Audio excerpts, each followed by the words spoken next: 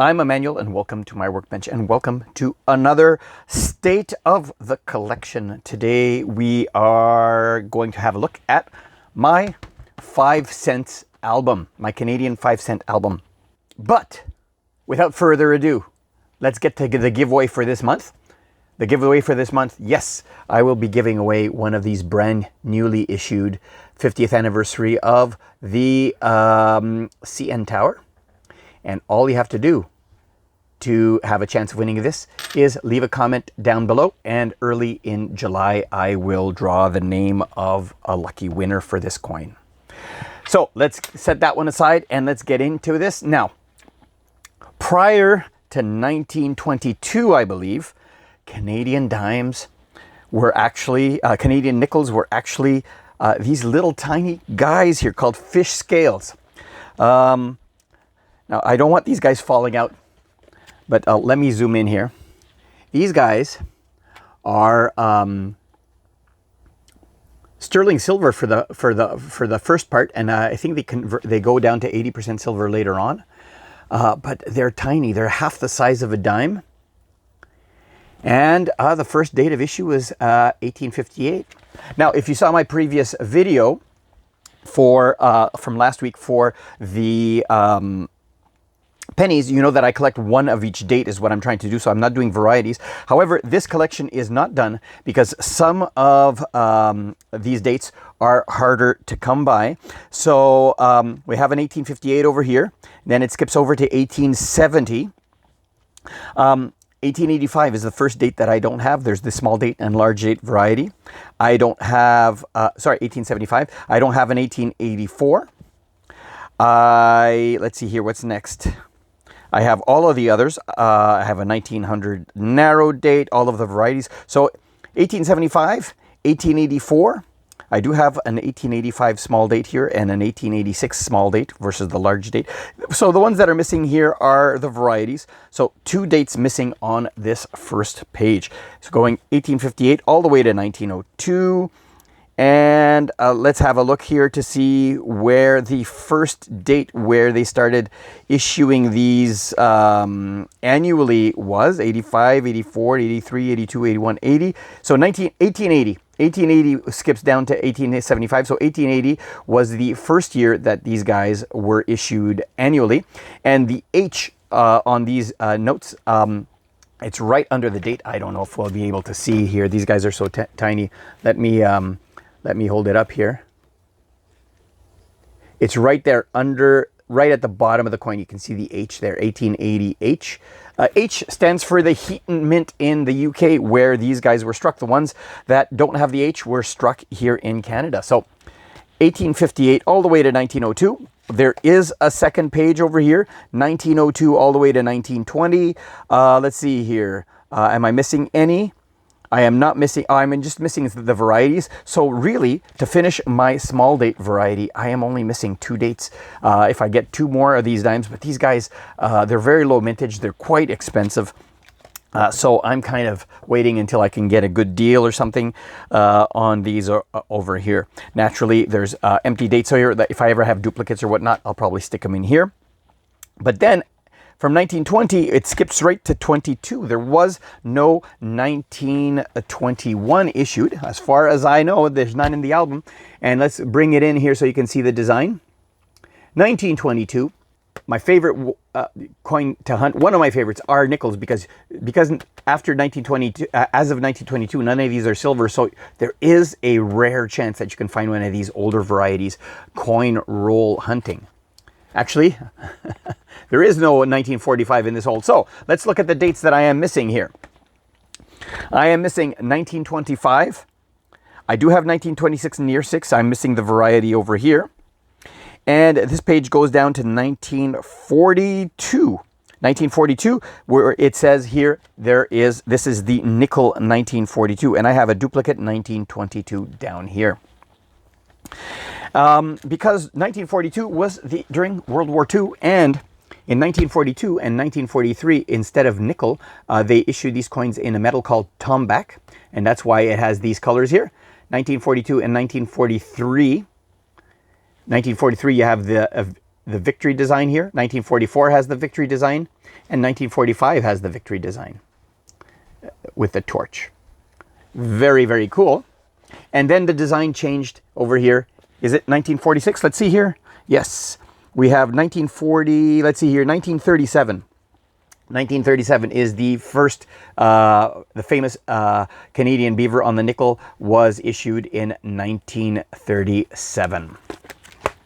All right. Oh, interesting fact. Let's go back over here to this page. The date over here, 1937, has a dot after it. Do you know why there's a dot? Simply because they thought the coin looked more balanced with a dot, and so they put a dot there. The dot has absolutely no significance other than design aesthetic. So that's why they put a dot on there. So it's not because it's a rare variety or anything. There is the 1947 dot issue. So 1947, recall that for the pennies, this is when India became independent and they needed to get rid of the Emperor of India line on the obverse of the coin. Well, we haven't been looking at the obverses. I'll come back to the obverses later. Right after I finish this page. But yeah, so they had to remove the Emperor of India, and so what they did in 1948 is they issued the coin with the 1947 obverse, but they put a maple leaf on it. And throughout wear and tear, the maple leaf on the die wore down until you had a dot that was left over. So that's this variety over here. Another rare date that I am missing is the 1948 nickel right there. There's a commemorative over here in 1951 celebrating 100 years of 200 years of nickel production in Canada, 1751 to 1951. And over here I have a variety where there's a, you can't make it out, but under the 51 there, it's called the half moon, where there is the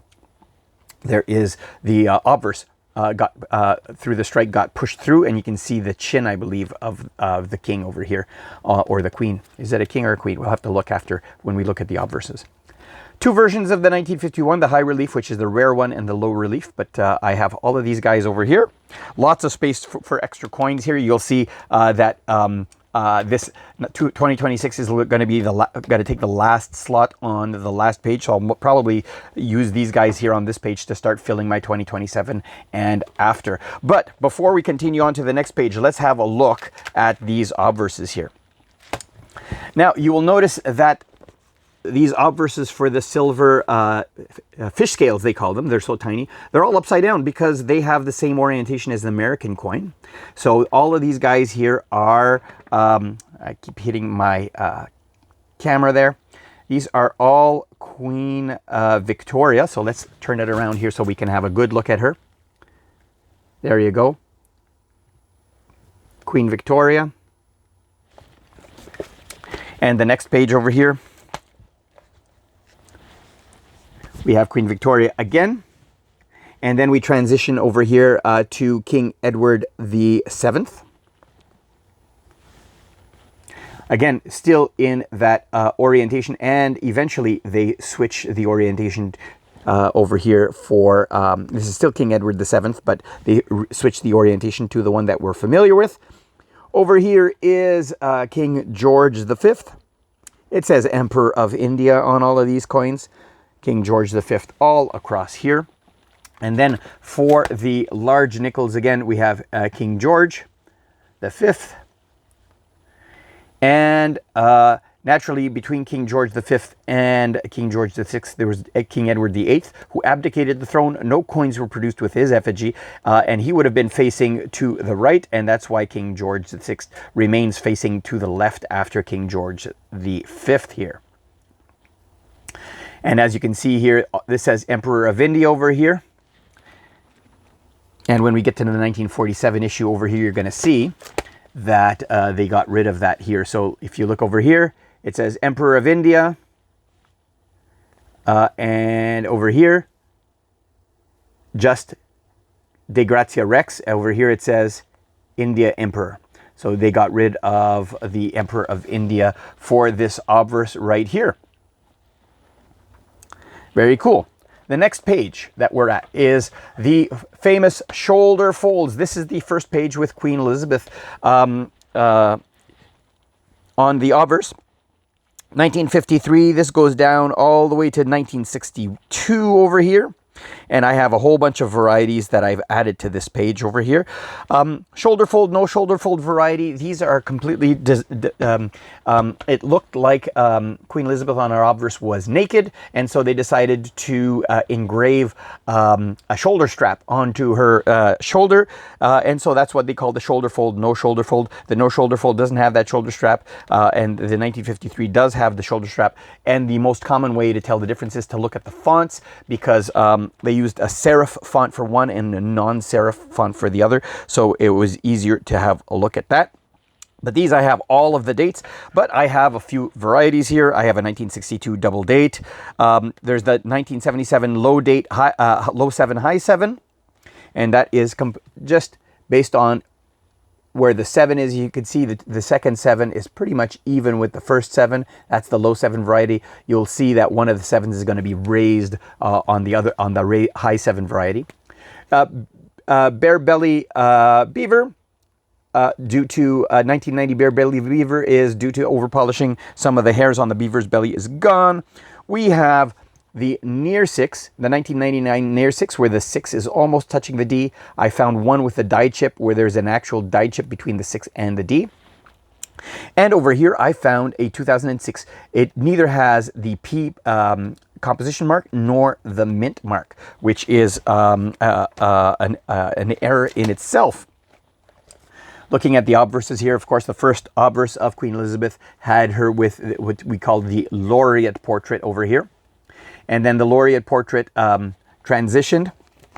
Not yet on this page. These are the more modern coins and varieties. So let's go back over to the next page here. Next page is 1963 all the way to 1986. There is the version with the extra water line over here, which is not an extra water line. What it is a die crack that goes through the KG. You can see here, if you look over here at the KG, the designer's initials, there's a one water line like underlining it, and over here you'll see that there's an extra water line just cutting through the KG, which is a die crack. So we have, of course, the Centennial Bunny, or the hare, which is a really cool design. And then everything else stays the same. So let's go over here and look at the transition. So this is the transition from the laureate portrait over to the tiara portrait of a slightly older Queen Elizabeth II. And the next page is complete as well. 1987 goes to 2004. Over here, I don't like this. I had a marker. I tried to write them down. So I don't like this. So let's fix this, make it look better. There we go. I have a label printer now. Much better. So here is the 1996 Farcics. And for this one here, you can see, I don't know if it's hard to see, there's a bigger gap between the 6 and the D, which is probably the rare one. We have the the double date version over here, celebrating Canada's 125th anniversary. And I forgot to show you the high 7 over here. Let's see if we can see on camera here. So you could see that the second 7 there is slightly above the first 7, and so we call that the high 7 variety. They're quite common. They're quite common, both the high and the low 7. There's no additional value for either of them. I don't bother collecting them anymore. So let's look at the obverses here. Now, there are some special obverses that we need to look at. Some of these were NIFC from uncirculated sets. So I have the 1998 W minted for Winnipeg, the 2000 W minted for Winnipeg, and the 2003 WP minted for Winnipeg, with the P indicating that it is a plated coin. I do have a 1999P. These are the first issue of plated coins that were sent out to vending machine manufacturers so that they can test the new design of the nickel in their vending machines to see if they accepted the new steel plated core nickel. The steel core nickel plated coin. And by 2001, by 2002, that's when they became standard issuing. You can see 2001 has both the nickel variety and the steel core variety, 2000 as well. And we have the Golden Jubilee in 2002. So if we look at this one over here, you'll see that there is no date. The date is on the obverse. And we have the 2003 where they do the transition between the crowned portrait and the uncrowned portrait. So let's have a look at these obverses here, starting in 1987. So you'll see in 1987, it'll still be the tiara picture. And then 87, 88, 89. In 1990, they changed to the crowned portrait. Here is the W mint mark. You can see the W just on the corner there for the year, for the 1998. And here is the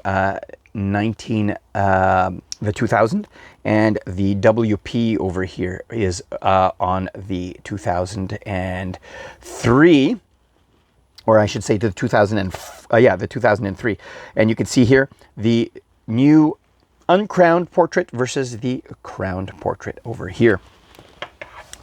Final page over here goes from 2005 to 2026. I haven't found a 2026 as of yet. And you can tell by the fold and the page here, this binder is full. I can't put more pages into it. But we have a commemorative here celebrating the 75th anniversary of the end of World War II. And 2017, I did find a regular strike 2017 here. Oh, I got to put the date on here. I didn't put the date for 2017, so I'm going to correct that very shortly. But we see the 150th anniversary here, the regular strike, which is the commemorative. This one was for an NIFC that I found coin roll hunting. Let me print out a 2017 to correct this, and then we'll go into my coin hunting book. So through the magic of editing, I have the label right here. So that goes over here, 2017. Now it looks sharp. Awesome. So let's go and have a look at my coin roll hunting albums. So these ones here only feature the coins that I found coin roll hunting. So let's go ahead. Now, of course, if I find a coin that needs to go into my main album, that's where it goes first. So these are the coins that when I started to have a duplicate album, I decided, you know what, I'll put my coin roll hunting finds in here. Let's go ahead and start with the one starting in 1922. Now, of course, the silver fish scales, it's very unlikely that I will ever find a silver fish scale in a roll of nickels. Maybe in a roll of dimes one day. Who knows? Who's to say? But I have found one of these older designs, the 1929. Got a 1938 here. I'm missing the 39, and then pretty much all of them after that, like the Tomback ones were missing. I do have a 1942 nickel. Missing the 1947 with no maple leaf. 1948. Of course, that 1951 high relief and the 1951 low relief is missing over here. I am missing the one of the 1953s. Oh, there's a variety here, I guess. 1953 with shoulder fold near leaf and far leaf.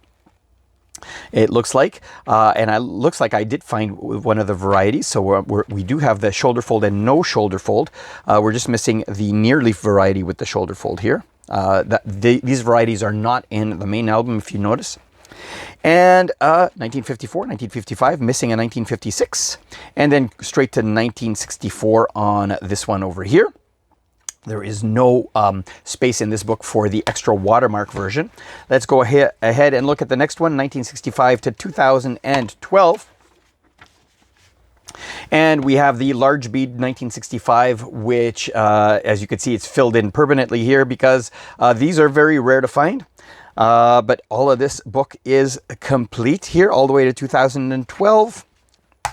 And finally, starting in 2013, these guys go all the way to 2025. I don't have the 2026, and I did find a second 1990 bare belly. So a lot of space in this book for future coin roll hunts.